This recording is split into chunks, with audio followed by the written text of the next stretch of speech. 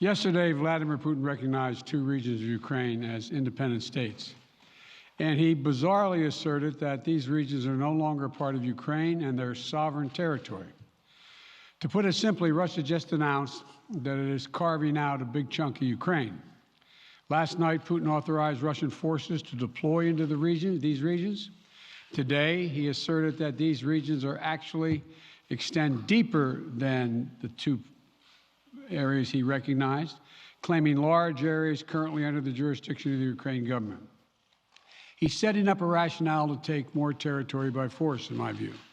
And if we listened to his speech last night, and many of you did, I know, he's setting up a rationale to go much further.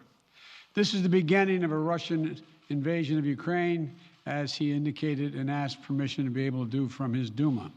So let's begin to, I'm going to begin to impose sanctions in response far beyond the steps we and our allies and partners implemented in 2014. And if Russia goes further with this invasion, we stand prepared to go further as with sanctions.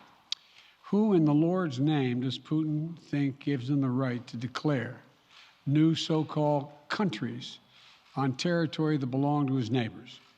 This is a flagrant violation of international law, and it demands a firm response from the international community. Over the last few months, we've coordinated closely with our NATO allies and partners in Europe and around the world to prepare that response. We've said all along, and I've told Putin to his face more than a month ago, that we would act together.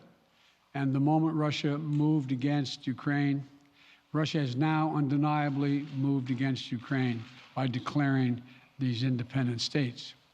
So today, I'm announcing the first tranche of sanctions to impose costs on Russia in response to their actions yesterday.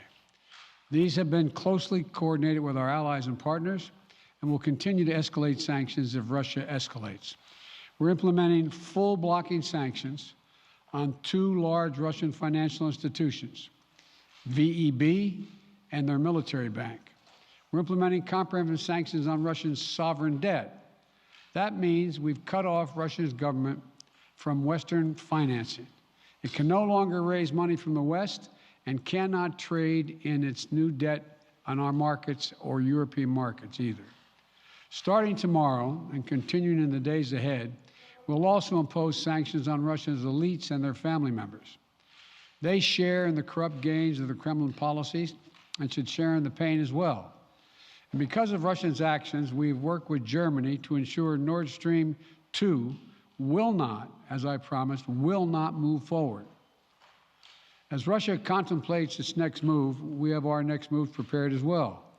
Russia will pay an even steeper price if it continues its aggression, including additional sanctions.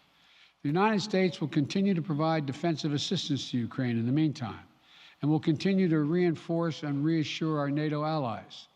Today, in response to Russia's admission that it will not withdraw its forces from Belarus, I have authorized additional movements of U.S. forces and equipment already stationed in Europe to strengthen our Baltic allies, Estonia, Latvia, and Lithuania.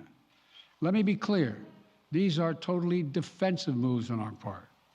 We have no intention of fighting Russia. We want to send an unmistakable message, though, that the United States, together with our allies, will defend every inch of NATO territory and abide by the commitments we made to NATO. We still believe that Russia is poised to go much further in launching a massive military attack against Ukraine. Hope I'm wrong about that. Hope we're wrong about that. But Russia has only escalated its threat against the rest of Ukrainian territory, including major cities and including the capital city of Kyiv. There are still well over 150,000 Russian troops surrounding Ukraine. And as I said, Russian forces remain positioned in Belarus to attack Ukraine from the north, including warplanes and offensive missile systems. Russia's moved troops closer to Ukraine's border with Russia. Russia's naval vessels are maneuvering in the Black Sea to Ukraine's south, including amphibious assault ships, missile cruisers, and submarines. Russia's moved supplies of blood and medical equipment into position on their border. You don't need blood unless you plan on starting a war. Over the last few days, we've seen much of the playbook that Secretary Blinken laid out last week in the United Nations Security Council come to pass. A major increase in military provocations and false flag events along the line of contact in the Donbass. Dramatically staged, conveniently on-camera meeting of Putin's Security Council to grandstand for the Russian public.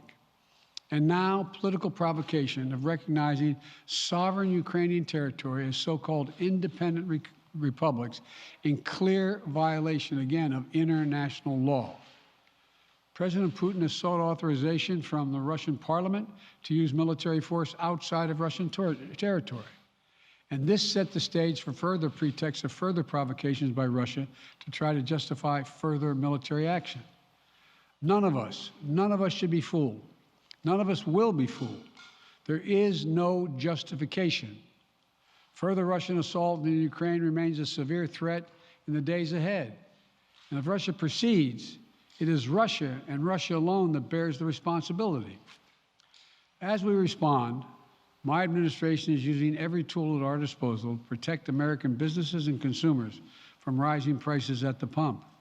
As I said last week, defending freedom will have cost for us as well and here at home. We need to be honest about that. But as we do this, I'm going to take robust action to make sure the pain of our sanctions is targeted at the Russian economy, not ours. We're closely monitoring energy supplies for any disruption.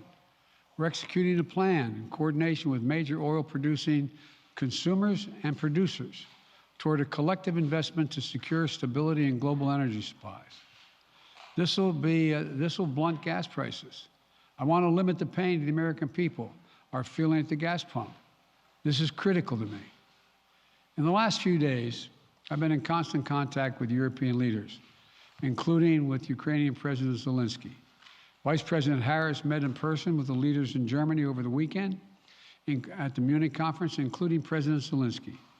At every step, we have shown the United States and our allies and partners are working in unison, which he hasn't been counting on, Mr. Putin. We're united in our support of Ukraine. We are united in our opposition to Russian aggression. And we're united in our resolve to defend our NATO alliance. And we're united in our understanding of the urgency and seriousness of the threat Russia is making to global peace and stability.